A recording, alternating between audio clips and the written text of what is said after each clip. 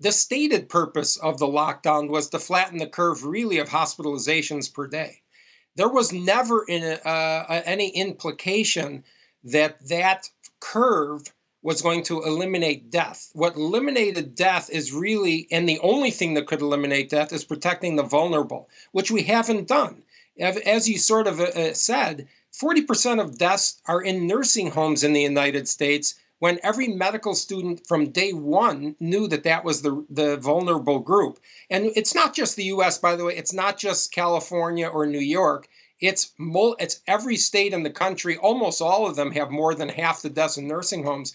Even other countries, even countries that are more rational, frankly, like Sweden, has more than half their deaths in nursing homes. So this is the most tragic and most egregious fumbling of public policy that, as you mentioned, history will look back on and say these people just didn't know what they were doing.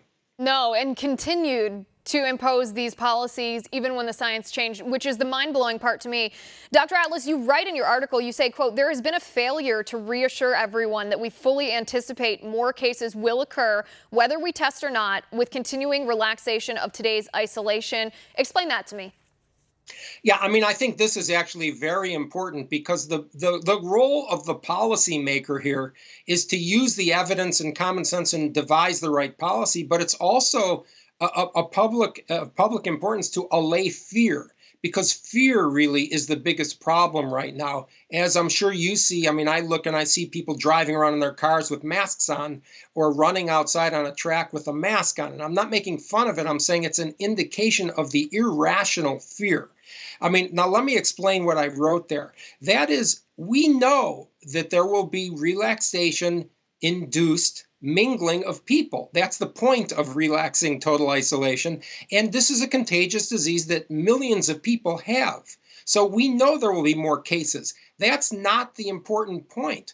And there's two reasons for that. One is we know who to protect. 99% of people don't have a problem. So if we just protect the people who are at risk, that's fine. The second part is it's actually destructive to stop the infection, to stop mingling of low-risk groups. Because a big part of vulnerability of a population is because there's no antibodies, and you generate antibodies in a population that break the connection chains of infection to the vulnerable.